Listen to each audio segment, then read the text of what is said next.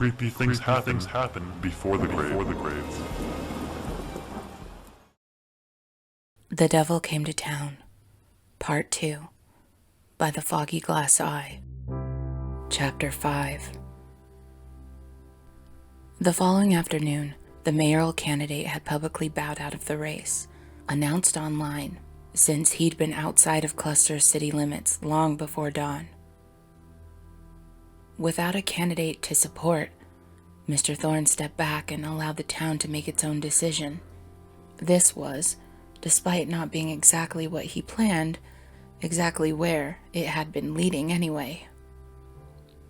The pastor's son, a young man who had been taking part in Mr. Thorne's monthly sacrifices for several years at this point, ran unopposed on a platform of supporting everything the former mayor did, including his unyielding support of the supermarket.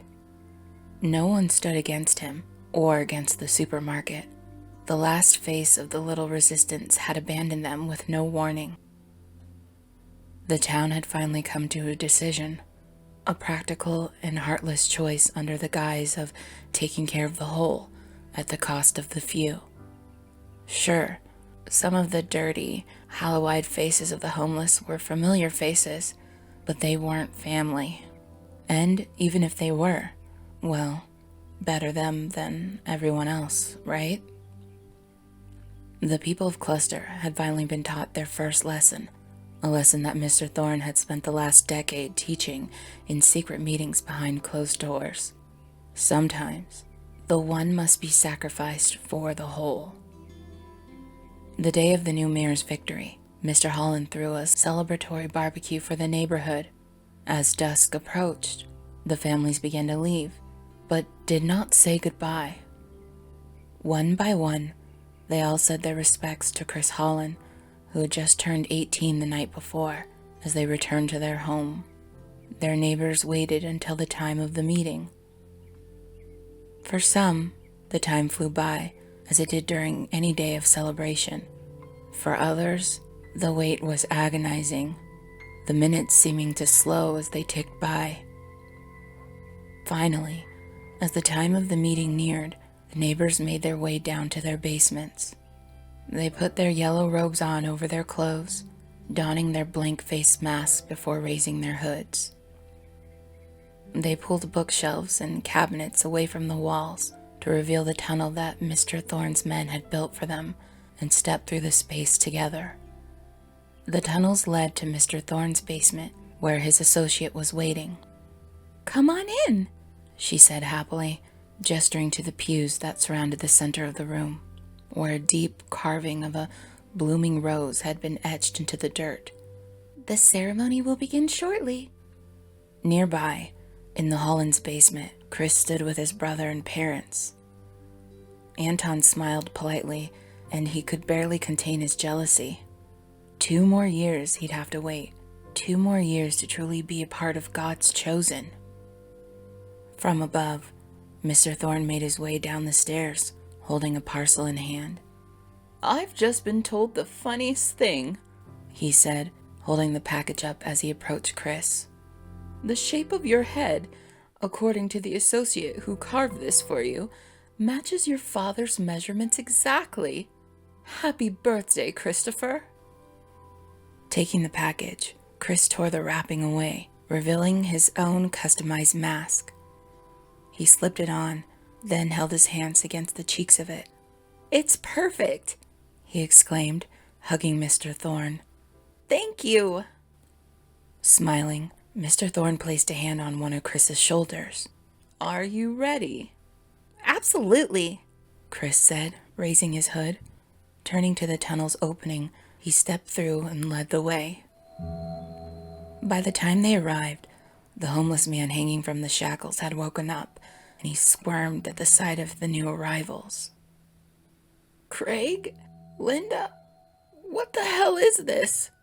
Before he could say anything more, Mr. Thorne's assistant placed several layers of duct tape over his mouth. The Hollands didn't recognize the man at first, but Mr. Holland was the first to realize who he was looking at. He hadn't seen Mike Nicholson for years, not since Mike quit his job at the supermarket. From the look of him, and certainly the smell wafting over. Mike had been living on the streets for quite some time. "Perhaps you should have remembered your masks," Mr. Thorne suggested, as the Holland parents realized their faces were not covered.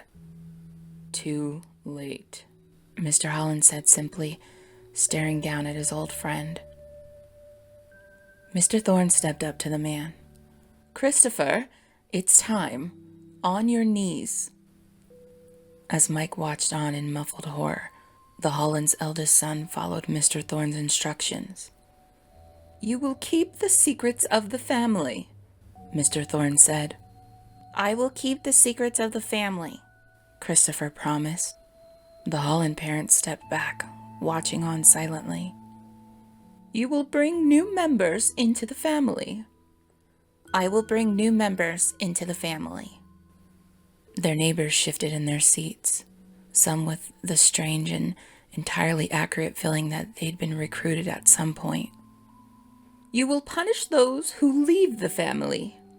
"I will punish those who leave the family." The assistant stepped to the side of her master, holding the Kaiser blade, ready to hand it to the boy when it was time. "You will defend our home from all threats." "I will defend our home from all threats." The shackles scraped together as Mike squirmed. "You will pay the blood price for God's favor." "I will pay the blood price for God's favor." Mike tried to scream and let out a whimper when he was ignored. "You will prepare for the inevitable end times." "I will prepare for the inevitable end times." Chris took the blade from the assistant and turned to Mike, waiting for the final instruction. Mr. Thorne never hurried this part along. He had one rule about this part of the ceremony: wait until they've made up their mind and about how they're going to do it. Chris didn't take very long at all. He seemed determined, as though he'd been waiting for this moment for years, and technically he had.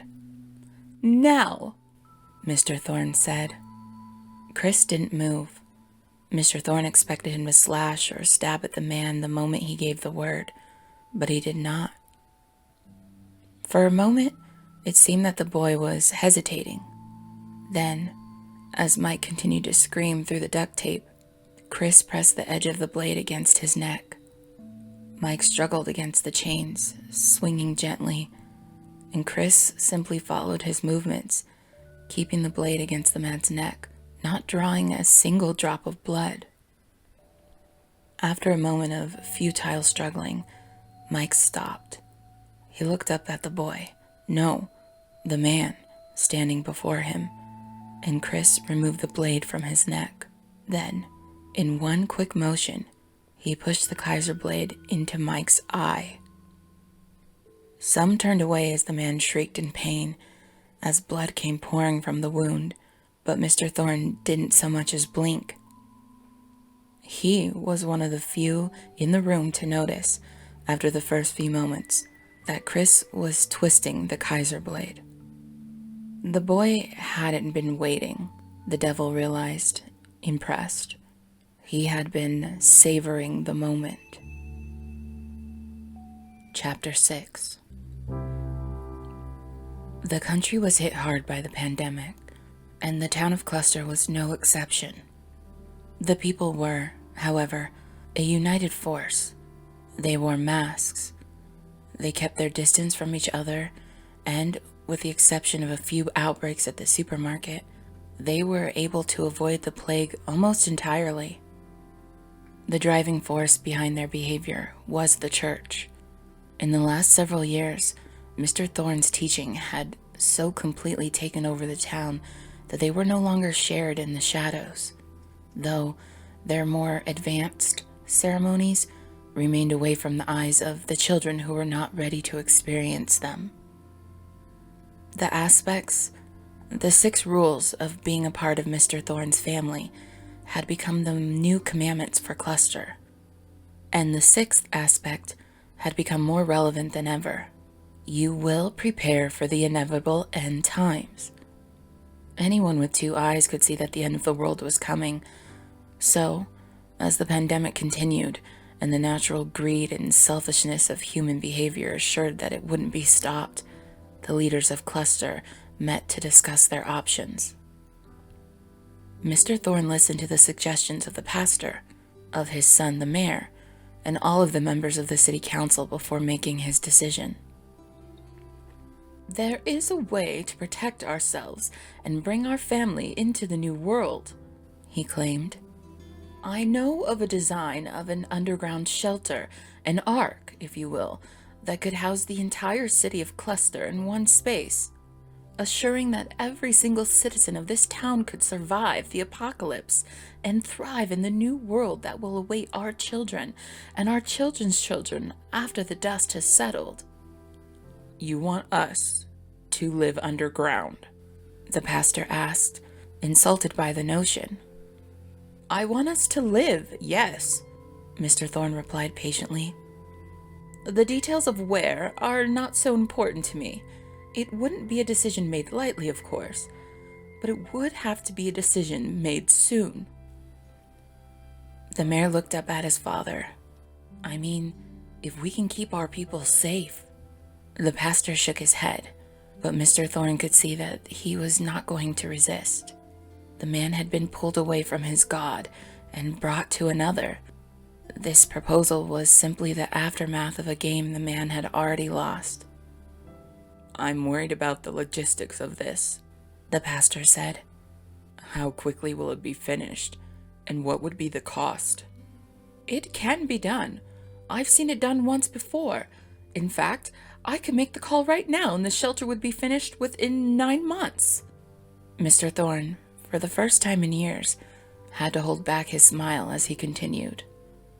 "As for the cost, there would be 2 prices paid in return for this sanctuary, one to the men who built it, and one to God." "And what specifically would you need?" the pastor asked. At that moment, Mr. Thorne allowed himself to smile. The construction began that weekend, out in the woods, beyond the edge of Mr. Thorne's backyard. An underground complex was being built. One small apartment-sized space would be given to each family, only after they sold or turned their financial assets over to Mr. Thorne. Every family did so without hesitation, and the resources he gained paid for much of the construction. When Mr. Holland asked where the rest of the funding was coming from, Mr. Thorne assured his neighbor that he was paying the remainder of the cost.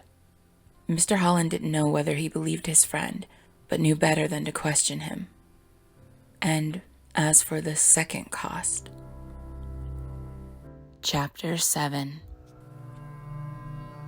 Every household was given a final instruction as the shelter's construction began. Choose one resident who would stay on the surface of Cluster and enact the 5th aspect, paying the blood price for God's favor. The one who stayed behind would have to be an adult, of course, one of the elders of the household, if possible. Many of the families had grandparents who volunteered, but most required one of the parents to commit to paying the price. The construction was finished in early September, a month ahead of schedule. After one final inspection of the shelter, Mr. Thorne decided that it was time. He made the call in the evening, giving the order for everyone, beside the sacrifices, to pack up their belongings and head for the shelter immediately. Some were in the middle of dinner, and with a single look to one another, left their meals half eaten. Husbands held their wives for the last time. Grandparents said their goodbyes to their descendants.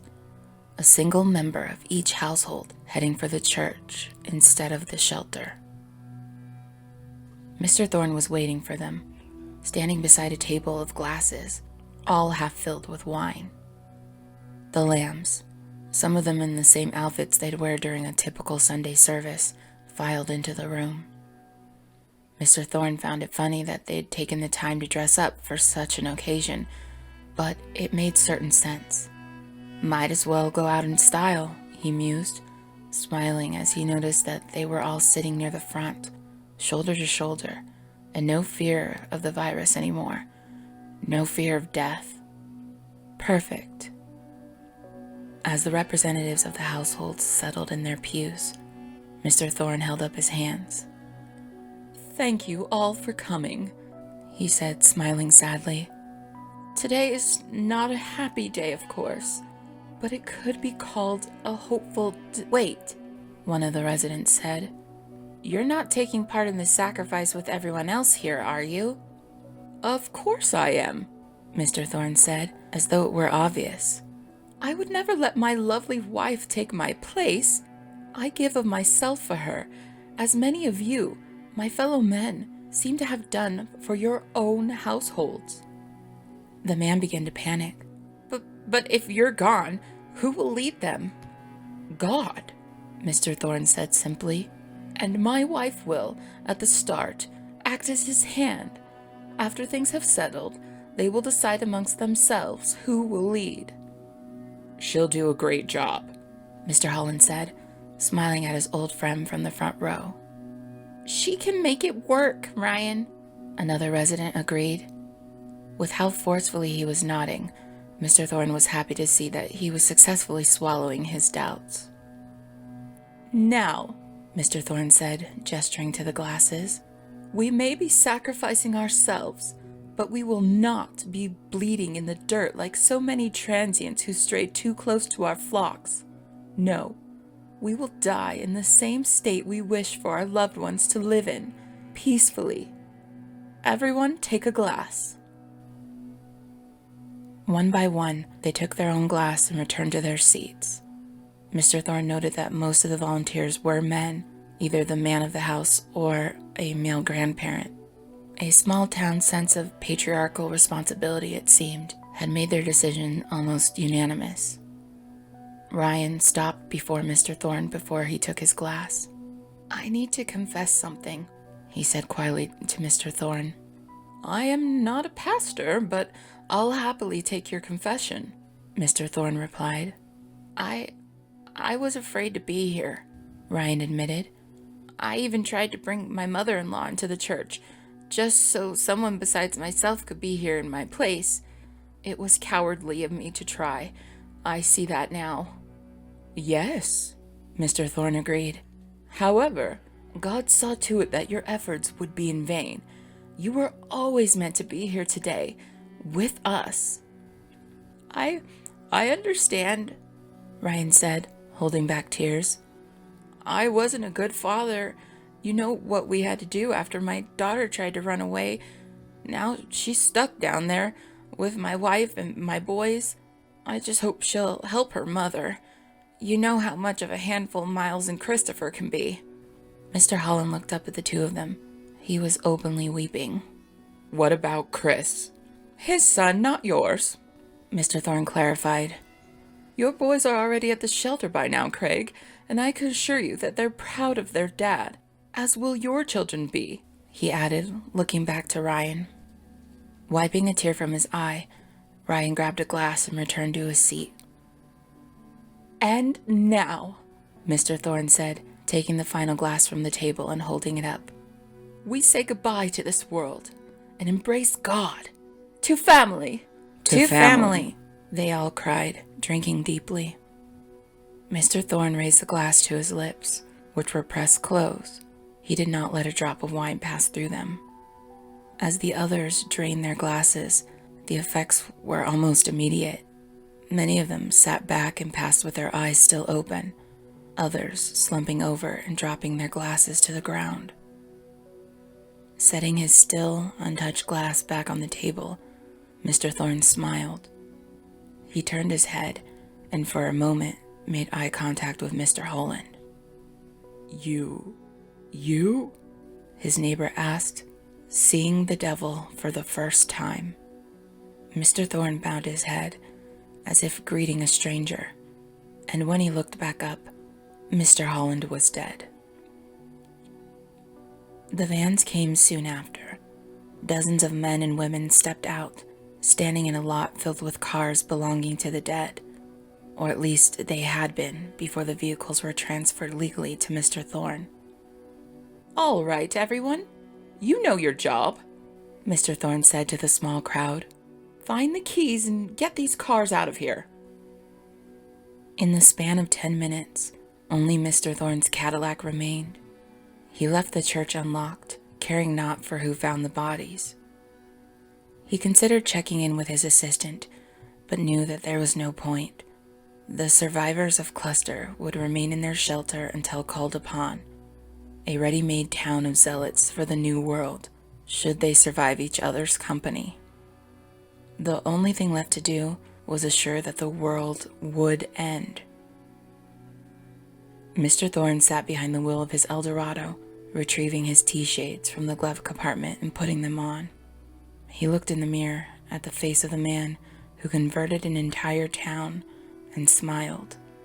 A giggle escaped him, and once the floodgates had opened, he began to laugh. His hands curled around the wheel of the car as the laughter got louder, wheezing and cackling in the middle of the empty town. Tears streamed down his face as he remembered the way Mr. Holland had looked at him at the end. The laughter began to die down, making way for a great sense of relief. He invested decades into this one trick, into that final moment. The curtain was pulled away, and overnight, he turned a thriving small town of over 100 residents into a ghost town. Abracadabra. The devil drove out of Cluster that night, leaving the city limits for the first time in over 20 years, and he did not look back.